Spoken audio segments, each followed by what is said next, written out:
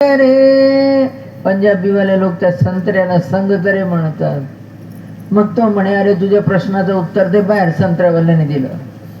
संत चांगले असतात, गोड असतात, त्याची संगत चांगली असते, त्याची संगतीने आपण तरतो. असं त्यांच्या प्रश्नाचं उत्तर मिळालं. ते सुद्धा मला घेण्याची इच्छा झाली की खरीच गोष्ट आहे.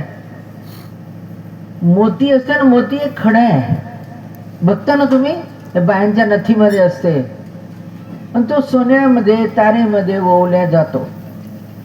काही काहींची नथमध्ये तांब्यामध्ये ओवलेला असतो आणि इकून तिकून सोनं असते. आणि तो नाकाच्या ठिकाणी उंच जागेवर जाऊन बसतो. बघा काय म्हणतात त्या लोकांच्या, नाक तरी आहे काय? त्यांच्या नाकच उच्च नाही आहे. म्हणजे उच्च ठिकाणी जाऊन बसला त्या मोत्याची शोभा होऊन जाते. त्या शोभेने बाया शोभेवंत दिसतात. एक खड्याने, तो पत्थर आहे, दगड आहे. मोती म्हणजे दगड आहे. श्रीमंत लोक, राजे लोक मोती दळून आमच्या देवासमोर रांगोळ्या टाकत होते. अर्थात तो दगड जर शोभेवंत होतो आणि त्याला नवीन उंच जागा प्राप्त होऊन जाते, आपण तर घडना घेणारे आहोत स्वतःला. म्हणून आपण कोणाजवळ जावं? जिथे आपल्याला काहीतरी लाभ व्हावा.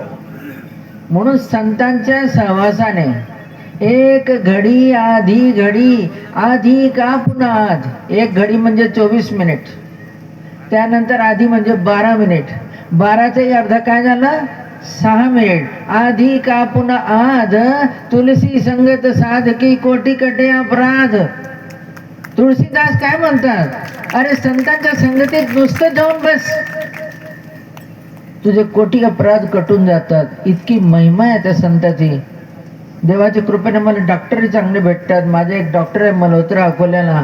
गेल्याबरोबर तो सरदारजी असेल तरी जय श्री कृष्ण म्हणतो, नंतर लगेच संतांच्या गोष्टी सुरू करून देतो. मग माझ्यासोबत तर तेच व्यक्ती जास्त योग येते त्याचा, तोही बोलतो. माझ्या डोळ्याचा डॉक्टर आहे, डॉक्टर गीते जालन्याला जात असते. त्याने एक पुस्तक दिला की पुनर्जन्म होतो, पुनर्जन्म होतो, त्याचं प्रतिपादन केलेलं त्याने ते पुस्तक दिलं. अक्का हे पुस्तक बघा, हे तुम्ही वाचाल. म्हटलं अवश्य वाचाल. आम्ही लोक तर मानतोच पुनर्जन्माला. सांगण्याचे हेतू, जिथे गुण भेटत असेल, तो लहान बच्चा का असे ना, अज्ञान व्यक्ती का असे ना, कुंभार का असे ना, जातीचे कोणताही असो, त्याच्याकडून घ्या.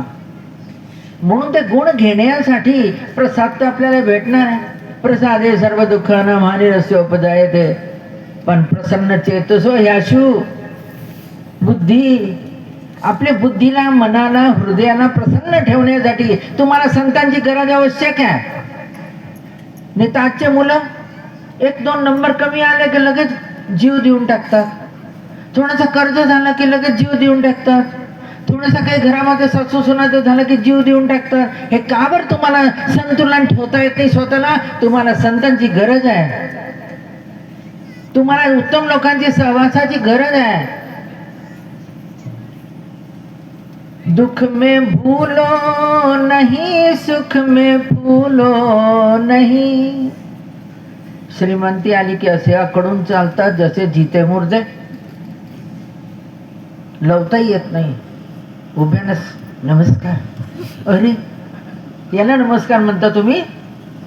वाका खाली, गुडघे टेकवा, डोकं ठेवा, दोन्ही हात ठेवा, कमरेतून वाका, म्हणा नमस्कार. किती सुंदर वाटते. पण तू उभ्याने म्हणतो हॅलो नमस्कार, कारण स्वतःला काहीतरी समजून राहिला तो. मी नांदेडला गेली होती, कोणीतरी असं बॅग घातलेला उभा होता. असा माझ्यासोबत काही मंडळी होती. म्हटलं का रे भाऊ, मला त्या गोपचोंडीला जायचं, इथून रस्ता आहे का? त्याने तोंड इकडे केलं. काय म्हटली मी?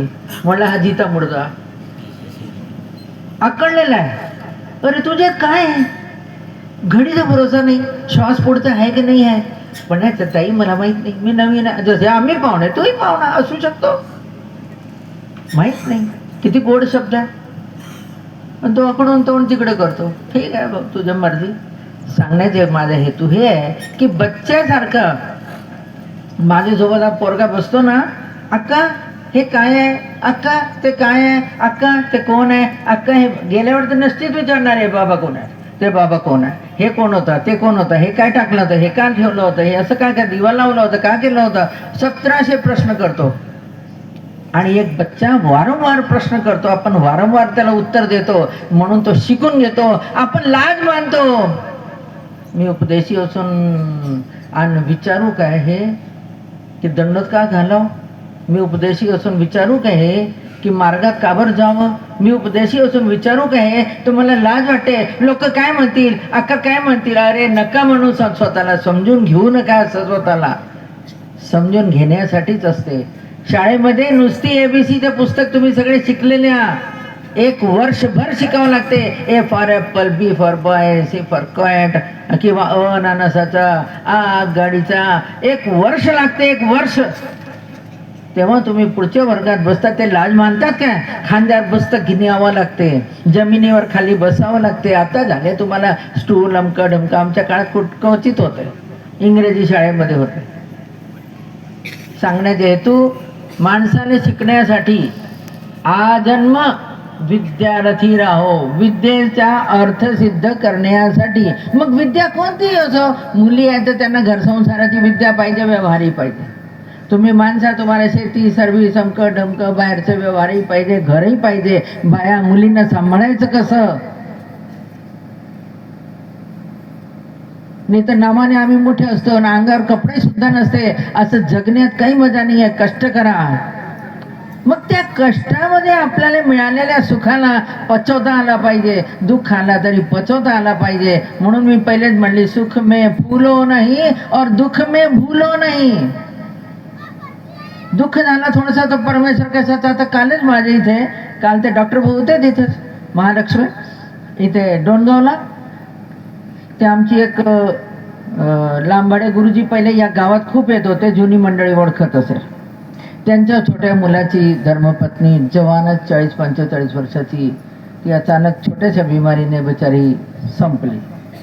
फार धक्का बसला मनाला, कारण खूप होतकरू परिवार आहे, ते खूप धार्मिक परिवार आहे. त्या डोणगाव नव्हे, आमच्या पंथामध्ये प्रसिद्ध परिवार आहे. आणि नम्रता